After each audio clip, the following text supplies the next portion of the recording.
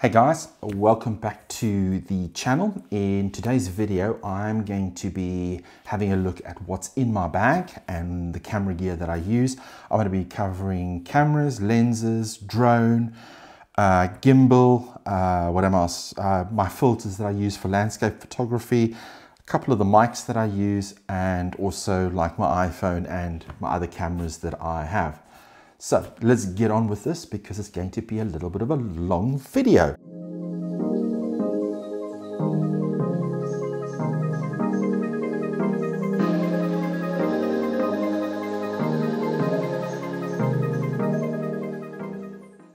But before we do anything, the main thing you need to do is subscribe to the channel, because I'm going to be creating a lot more content around gear and software on Tuesdays, and on Fridays I'm actually going to go out in the field and do a bit of outdoor photography or indoor product photography and videography.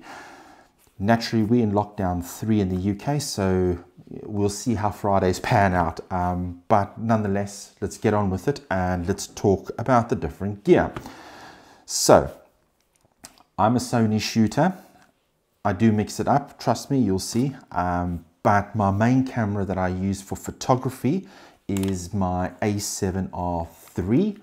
I absolutely adore this camera when it comes to the quality of the image that comes out of it.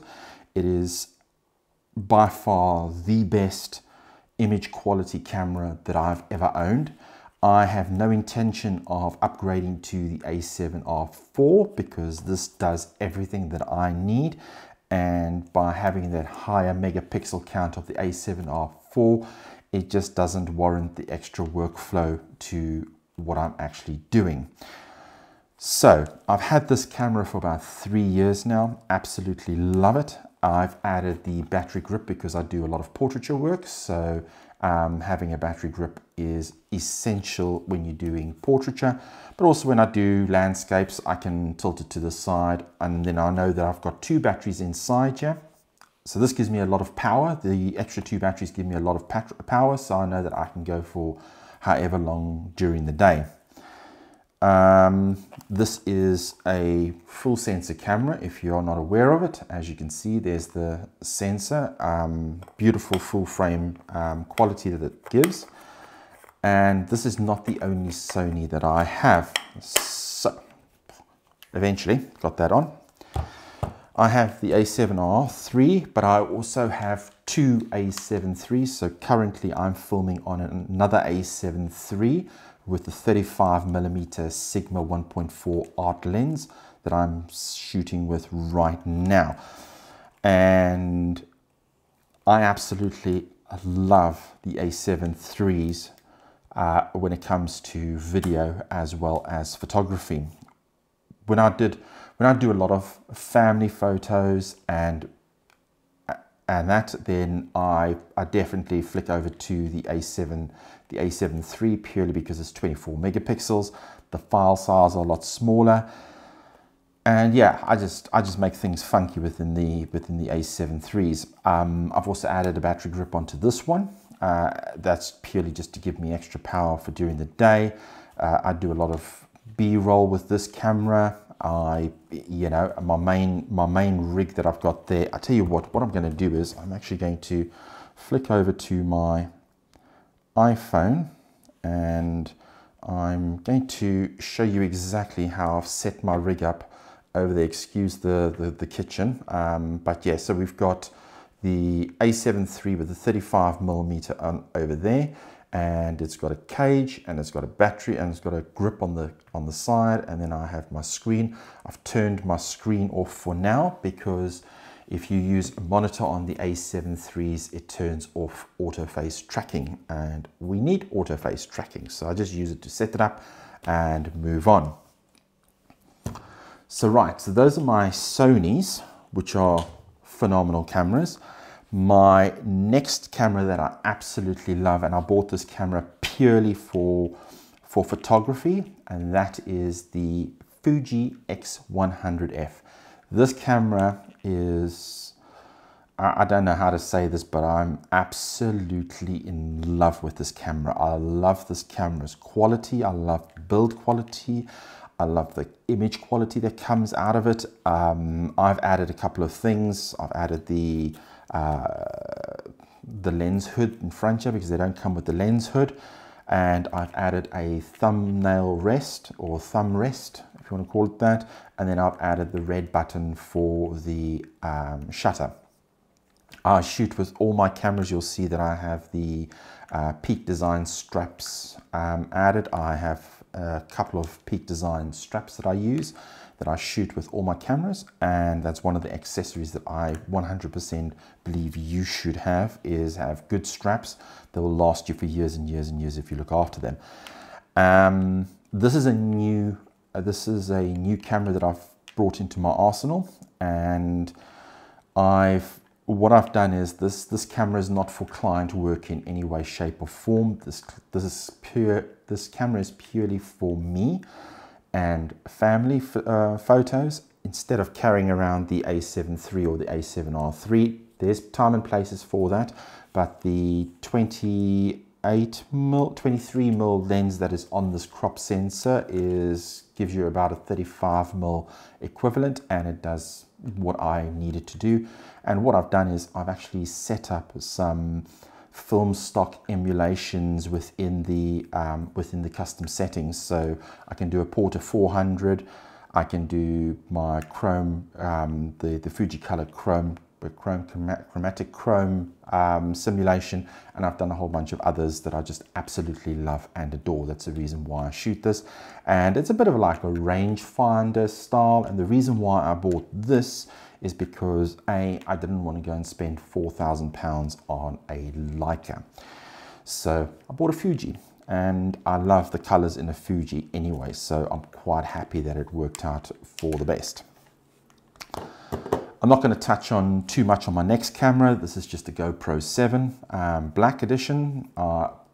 It is what it is. It's an action cam. I use this for, you know, mucking about the house. I give it to my daughter to play with.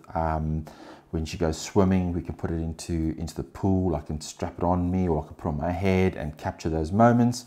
And, you know, whenever I need to do any action style type of video capture, I use the GoPro.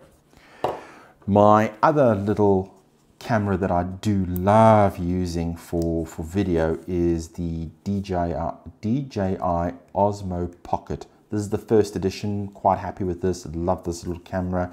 It's stabilized on a gimbal. It shoots 4K and shoots 4K up to 4K 60. So it does everything I needed for it to do. It's light, it's simple. When I go and do my POVs, I take this and I take these two cameras with me. That's all I need for when I want to go and do a POV video. I take a body harness and I strap it to my body, and off we go and we do that. Then naturally, no photographer or videographer is complete without the iPhone, and I use the iPhone 12 Max Pro. And what can I say about the iPhone that hasn't been said before? Great camera, 3 lenses, wide, medium and a telephoto. Does exactly what I need it to do. Gives great image quality, gives great video recording. I'm quite happy with what this does. So this always goes wherever I go. I never leave home without my iPhone. Right, so those are the cameras that I use currently. Let's move on to lenses. So I'm going to start off with my widest lens. My widest lens is the 18mm Zeiss Batiste.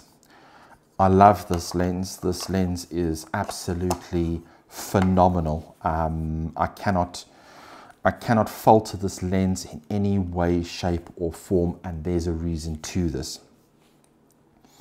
The Zeiss lenses are all digital lenses. I think it's such clever technology that they've actually put into this, and the reason being is when I use the 18mm with my Sony a7 III and then I put it on my gimbal, I do not need to use a follow focus motor in any way, shape or form. It does it digitally via the follow focus on the DJI Ronin SC. Yeah, I've got an SC. It does it on the DJI Ronin SC. So it's phenomenal in that, because you don't have wires, you don't have extra stuff. You can just plonk it on and you can use your manual focus straight out of the box. There will be a review coming about that functionality, because I thought it was absolutely fantastic when I stumbled upon it. This 18mm, what's fantastic about this 18mm, I use this 18mm for a lot of property and a real estate video and photo, because of the 18mm, and this lens in particular, it doesn't give you the bowing that a wide lens gives, where it gives the distortion on the edges. This actually does it in it's a really beautiful lens, because it keeps everything pretty much straight and you don't get a lot of distortion with this lens. So this is a very, very used lens in my arsenal. Moving on to the 35mm, I use the 35mm that I'm busy shooting with you at the moment, is the 35mm Sigma Art lens. Naturally, for the Sony lenses, what they've done is they've added the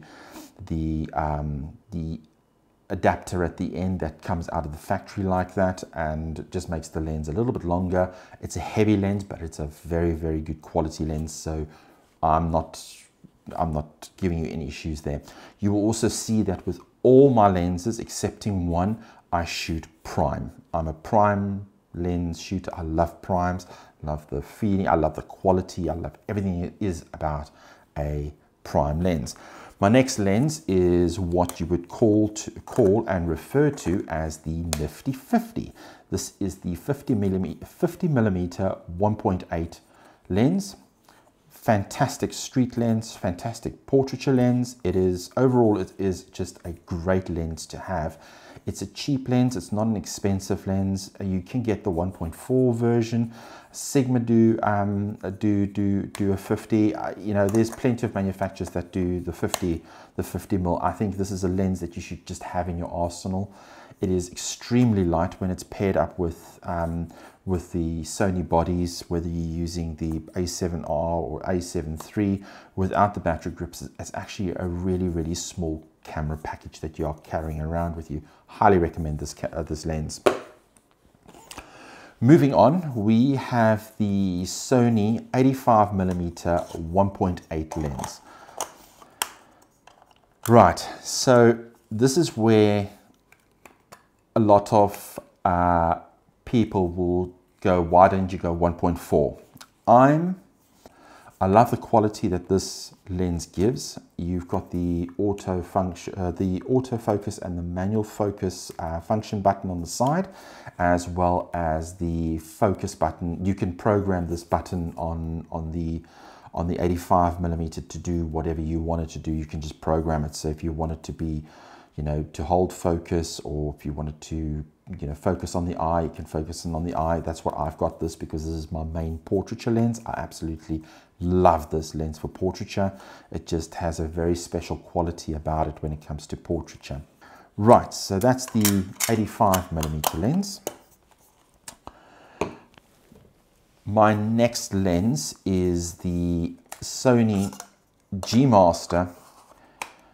Or is it a G? No, it's not a G Master, it's just the G lens. So this is the Sony 90mm G lens, 2.8 macro. If you're a product photographer or even a portrait photographer, this lens is the most important lens you will ever own. It is phenomenal. I'm yet to find a lens as sharp as this lens is. It is just incredibly sharp. Naturally, you've got your manual focus and your autofocus. Just pull the ring back and off you go to the races, and it becomes a complete manual lens. I'm going to say phenomenal a lot throughout this video. So that is my 90mm. You've got a whole bunch of settings and buttons that you can use. Naturally, you can turn your steady shot on and off. My steady shot is always on, and then you can choose how you want to set your focus on the autofocus. If you want to use full, if you want to go infinity to 1/2 meter, or do you want to go focus between 1/2 meter and 0.2 of a meter, you can just set those buttons. I always keep it on full. It depends on what I'm photographing as well. Right, to the last lens in the collection, and it's the only zoom lens I have, and that is the Sony G Master 70-200 2.8. This, I cannot begin to describe to you how good this lens is. This is a phenomenal lens to have in your kit. You can, it depends on budget. It's not a cheap lens. I'm not going to lie to you. This is a very, very pricey lens. When I bought it, I was like, because in the UK, when I bought this was £2,900. It was £2,899. So almost £3,000 for this lens. And when I went and I bought this lens, I was actually weighing it up if I should go for the f4 version rather than the 2.8. Naturally, the f4 has a place and the 2.8 has a place. The 2.8 lens, I use this for portraiture almost as much as my 85 and my 90. I swap between these three lenses for portraiture because I like to shoot at a 135 to 200 focal range, because it just brings the background in and blurs it out. It's just beautiful, this lens. Now, I just want to talk about why I shoot primes. I love prime lenses. I love the quality prime lens gives it. But you'll get a lot of photographers out there that swear by zoom lenses. I've done the zoom lens thing. I believe that if you're a new photographer and you want to get into photography and you've got X amount of money to buy lenses, go the zoom route, because it'll be cheaper on the bank, rather than going down the prime route, because you're covering all your focal lengths with three lenses, which is known as the Holy Trinity, which is the 18 to 35 2.8, the 24 to 70 2.8, and then the 70 to 200 2.8. That is your holy trinity that you can get. You could put a fourth lens in there, which is the 200 to 400. It's entirely up to you. But those were the lenses that I used to shoot with. I thought they were phenomenal. There's one thing I will always have a 70 to 200 in my bag, whether it's micro four thirds, crop sensor, or on a full frame. Cool, so that is cameras and lenses out the way, which is really, really good. I want to start talking about a few of my other accessories that I use. So naturally I shoot with a drone as well. My drone of choice, because I don't use the drone that much, is the Mavic Air Mini, or Mini Air Mavic, whatever it's called nowadays. But this is the drone I'm using. I'm not too phased by drones. I've had them all. So this is the Mavic Air. So this is the first version. I've had the Inspire, I've had the Mavic, the Mavic Pro, the Mavic 2. I went for the Mavic Air while I was on holiday in Jersey, and I bought this and I came home and I sold all my other drones purely because of the size of this thing. To carry this, to put it up, I'm not going to be using this for award-winning photography. I'm using this purely as a video tool, and the video that this produces is perfect for what I need and require. So I don't need the Mavic 2 or the Mavic Pro 2. Nice and simple drone. I want to talk about my filters. So I shoot with Rollei filters for my landscape photography. I have the ND1000, I have the ND64, the ND8, and a graduated 8 filter, and these are glass filters. As you can see, this is a grad filter that I use for my landscape photography. You'll find that you'll get, this is a bit of a, I want to say a bit of a gray area when it comes to grads. Some photographers like them, some photographers don't, because they believe what you're doing with a grad is you're baking it into your image. Whether you shoot RAW or JPEG, you are baking in the grad. I don't use it that much, but when it calls for it, I use it. My ND8 is quite simply quite a good lens that I do use quite often. The other ones is the ND64 and the ND1000, which is 10 stops.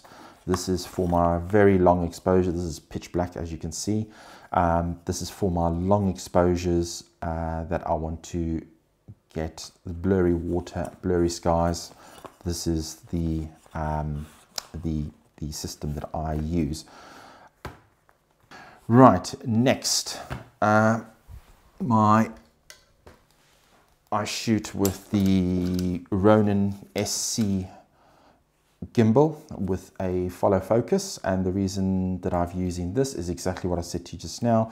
With the 18mm paired to the A7 III, this works 100% with no cables, so I only have one cable straight into the camera, and everything is completely fully operational without having the follow focus motor that goes on. I've got the follow focus motor for this if I'm using other lenses, but 99% of the time I'm using the 18mm on the A7 III. If I need to go to like 35mm or 27mm or 28mm to boost in, all I do is I go into Super 35 mode, boom, I go into that mode, and I can still use the follow focus for manual focusing. Right. SD cards. I use this case. It is called GoFriend. You can get the Pelican case. I use this to store all my SD cards. Every camera has 2 SD cards in, barring the Fujifilm. That has only got a single camera slot, so I've got 2 in there, 2 in there, 2 in there, and then I have backups for all 3 cameras. So I have a lot of memory cards for a lot of space. So yeah, so that's what I'm currently using for my memory cards. Then I want to talk about lights quickly. I picked these lights up the other day on Amazon. I think they were £35. It's called a Loafas, and this is a portable light. I have 2 of them. As you can see, they are super bright, and they give you all the different effects. This is only at 10%. This light is at only 10%. But you can do, you can do your it's by color, so you can do all your different color, your different temperatures. You can then set whatever color you want to. You have the functionality for that, and then you can do the RGB again for that, and then you can do, mimicking screens and lightning and police car.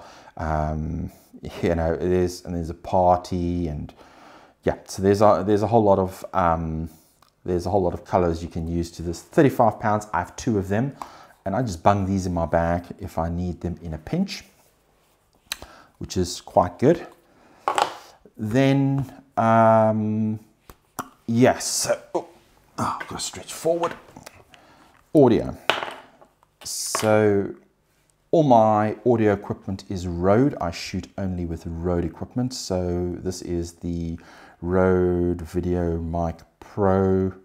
This is the first one, the original that I've got. I'm currently using the VideoMic Pro lavalier system, wireless go, whatever you want to call them. I cannot remember all these names out of the top of my head, but I have 2 of these for interviews, because I do a lot of corporate interviews for corporates. So I have 2 people talking, and I just shoot them to my 2 cameras and 3 camera setup.